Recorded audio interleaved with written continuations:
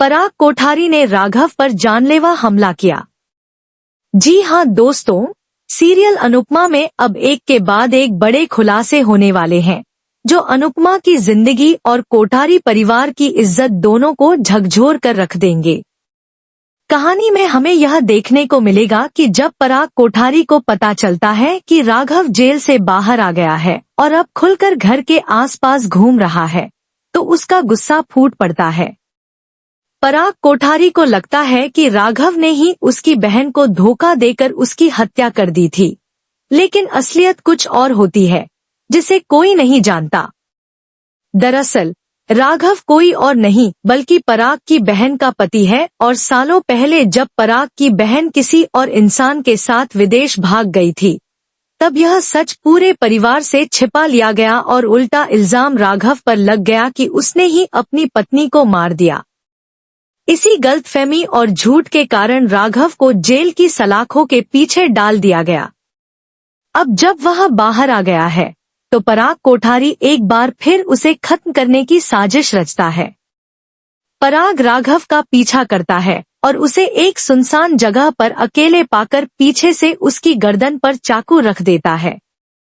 राघव जैसे ही मुड़कर देखता है, तो उसके होश उड़ जाते हैं, क्योंकि उसके सामने उसका खुद का साला खड़ा है, जो उसे मारने पर उतारू है। राघव उसे समझाने की कोशिश करता है और कहता है कि उसने कुछ नहीं किया और उसकी बहन जिंदा है, लेकिन पराग उसकी एक भी बात सुनने को तैयार नहीं होता।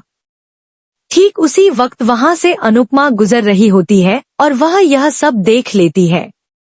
अनुपमा एक कोने में छिपकर उनकी पूरी बात सुनती है और उसे पूरी सच्चाई का अंदाजा हो जाता है।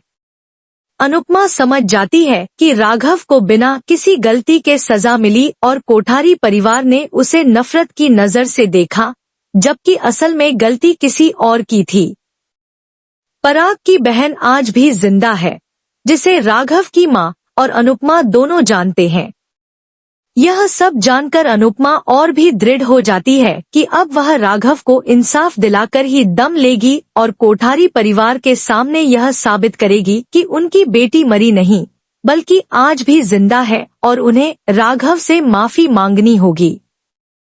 तभी अनुपमा दौड़कर सामने आ जाती है और पराग कोठारी के सामने खड़ी हो जाती है। वह पराग से कहती है कि आप राघव को यूं चाकू दिखाकर सच्चाई नहीं छिपा सकते।